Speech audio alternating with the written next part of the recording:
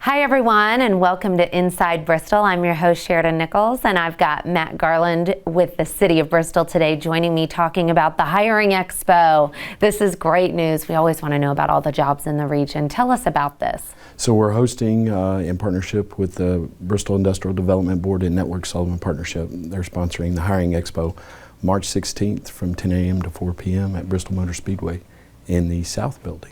Wow, and this is a big event. It is, yeah. We're hoping for about 45 to 50 employers. Wow. Representing over 1,000 jobs. Wow. And so they're actively hiring, so we're asking folks to come out and participate. That's great. And I've been before, but it hasn't been going on for a while. No, it hasn't. COVID kind of set us back. And as we have kind of come out of our shell, it's time to open those doors back up and get people in person talking to employers. We're lucky to partner also with educational institutions so that if you want to upgrade your skill set for a job that you see while you're at the expo, they can provide the resources and the knowledge to what you need in terms of certificates or degrees to get those skills so you can obtain those jobs. So the face-to-face interaction is really important. And what do you need to do? I mean, is this kind of like a job interview where you put your best foot forward and, you know, kind of dress the part or bring a resume, or what? How does this work? You can come as you are, bring a resume if you'd like to. We have people that are willing to hire on site. Wow. So, you know, come ready to get a job. These folks are actually in the process of hiring. They need employees, and this helps speed up that process. So, you know, dress to impress if you want to. Come as you are if that's what you need. We just want you to show up. How long does it take you and your department to organize this? It's quite an undertaking.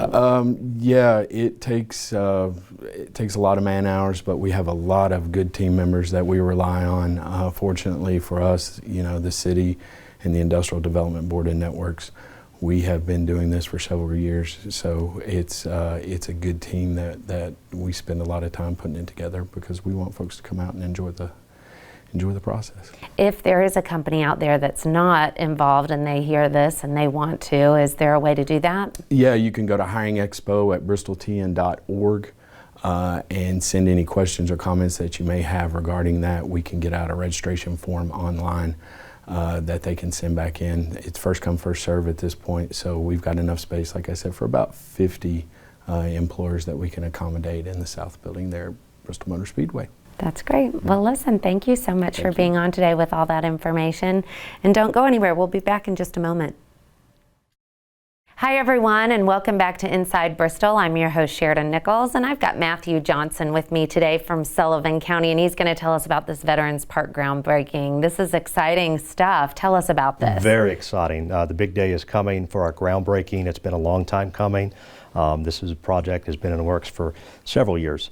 So with March 30th at 10 a.m. All right, mark your calendars. Mark that calendar, absolutely. That'll be our official groundbreaking. The location is officially 1575 Highway 394 in Blountville. It's basically behind the old historic sheriff's home and jail.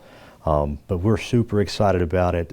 We have our day planned out. We'll have members of the American Legion Post 3 Hammond Post out of Kingsport. They'll be presenting the volley. We'll have our DAV out of the Impact Center in Pawnee Flats. They'll be presenting the colors. Emily Lane will be singing our national anthem, and then you'll hear from our mayor, Mayor Venable, and a few other veterans. But we're super excited to see this come to pass. We're anticipating actual construction to begin in May. So tell us about like the process to get to this point, because I know it's not necessarily an easy one. It takes some time. Right. It's a collaborative effort between a lot of stakeholders, primarily the county government, out of the tourism office. There was a nonprofit that I'm involved with that actually is spearheading this. So we have our committee. It's been a couple of years. I mean, really, if you want to go back to the very beginning, it's probably been close to a decade, to be honest with you. Wow. But the last 2 years, we've really picked up steam. We have a great board. A lot of members, the majority of them are veterans, and if they're not veterans, very much like myself, my father served, and so there's that tie. Yeah. We've had a lot of success. We've had some outside philanthropists who have donated. We're very appreciative of them.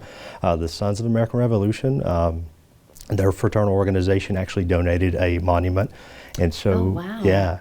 But as far as the park itself, it's going to be a labyrinth design, so should provide us an opportunity for reflection. That's our thought behind that. But we did go through a lot of design phases. We reached out to hardscape designers and folks like that. But we'll have 4 monuments depicting from each century, honoring all of our veterans from the 1700s all the way up to the war in Iraq. So it's very special, and it's special to be in Bluntville, in the county seat. Yeah, no kidding. Well, I'm so glad that it's finally here. I bet you're really excited. Absolutely. And how long will it take once the groundbreaking starts for, it to be complete? We're anticipating about a year. It could to completely, because the neat part about it, not only we're going to have the concrete labyrinth and all that good stuff in our monuments, we'll also have plantings, and so we'll have ornamental grasses and trees and things. So it could be officially about a year out. Could be sooner. We're hoping. It'll be beautiful. It will be. I'm excited about it. Really proud. Well, thank you so much for joining us on the show today. And don't go anywhere. We'll be right back. Hi, everyone, and welcome back to Inside Bristol. I'm your host, Sheridan Nichols, and I've got Richard Rourke with me today, along with Christy Coleman, and we're talking about an anti-drug campaign. This is exciting. Who wants to start? Okay, I'll go ahead. Yes, my name's Richard Rourke. I'm with the Sullivan County Anti-Drug Coalition, and we are proud to partner with Bristol, Tennessee schools to bring the National Guard, Tennessee National Guard's Stashed Away trailer, which is it's basically a setup. It's just like a teenager's room, but it shows parents, teachers, where kids may be hiding paraphernalia and such. And like I said, we're just proud to be a partnership with this. And that is exciting. So how does it actually work? How do you get involved or get to experience? Is it like a simulation or? Right, so the parents will show up. The Bristol YMCA is where we'll be setting up on March 22nd, and parents can show up and they can just walk through the trailer, and it's amazing how kids hide things and what's marketed to kids to hide what drugs look like, and even what they look like, the technology behind the vapes, or the vapes that contain THC or Delta 8. So even it's an ink pen, what the drugs come in. So helping parents identify what it does look like. It could be in plain sight, or it could be something they're hiding. Just making parents familiar with what those drugs do actually look like. There's a bathroom in there too, because that's another place that they hide those. So parents show up, they walk through the trailer and really discover and look for where kids would hide them. So will you have somebody set up in there that will be able to kind of discuss and do a presentation? I don't know that I'd know what to look for either. Right. So I think the National Guard leads that, but we'll also have other vendors there. Okay. We'll have the Sullivan County Anti-Drug Coalition have a table, the Bristol Police Department, the Bristol Fire Department. We'll also have mental health services there that we contract with. So if parents are there and they want to talk to them, but it will be interactive as they go through that, and we'll show them if they can't find them. Yeah, that's what they need to know. And what time does this start on the 22nd? So it's March 22nd from 10 to 1. Okay. We also have 2 food trucks, so you can come out, grab your lunch, and go through. If you have younger kids, we'll have someone to supervise a tent outside and something for them to do, so the parents can walk through the trailer. It's for 18. You have to be 18 years or older to go through the trailer. Okay. Is this the first time you've done anything like this? It is. I wasn't familiar until recently about the Stashed Away trailer, but it sends it's another way to protect our kids, and I think we all have a part to play in that, the school, the community, parents, to make kids aware of, drugs are dangerous. The Virginia just launched a One Pill Can Kill campaign, or launching that, and the dangers of fentanyl in our community. But really the danger of all drugs. Yeah, and it's still running rampant, especially in teens and high schoolers. Mm-hmm. Yeah. And sometimes you really don't even know that they're involved in that. So it's good to just keep a close eye and know kind of what you're looking for. Yeah. Well, that's great. Well, thank you, too. Anything you want to add? Yes, we have other dates as well in other areas. You could find them at our website, scadcoalition.org, which is SCAD coalition.org. We also have some other information there, and we're just proud to partner with Bristol, Tennessee Schools. They've been such a advocate for this, and we're proud to be a partner with them. That's great. And I second that. Well, thank you two so much for being on today. And don't go anywhere. We'll be right back. Hi, everyone, and welcome back to Inside Bristol. I'm your host, Sheridan Nichols, and I've got Captain Mears with me today from the fire department, and we're talking fire safety, starting with the smoke detectors. Absolutely. Just like every single year, we always talk about time change. You want to make sure you always check your batteries with your smoke detectors. Now, there's a lot of ones that you can buy that have a 10-year life to them, but they still go off once they meet that lifetime period as to, no longer any good. So there's a lot of statistics that talk about the importance of changing your smoke detectors and making sure you have good ones in the house. One of the statistics says that every home fire, 3 out of 5 deaths are related to fires that people don't have smoke detectors in their home, or they're not operating them properly. And they also talk about statistics that say 50% of the deaths could be prevented if they had operating smoke detectors inside the home. And so the biggest thing is you need to have them. You have to have them. If you don't have them, that's your early warning device that tells you that something's going wrong, we need to get out. So you have to have them and have them operating appropriately. And they really are so advanced now. Very advanced. The biggest thing is all you need to do is just basically put a battery in them and put them in the right place. Yeah. And they turn on, and it makes it very, very easy that just about anybody can do it.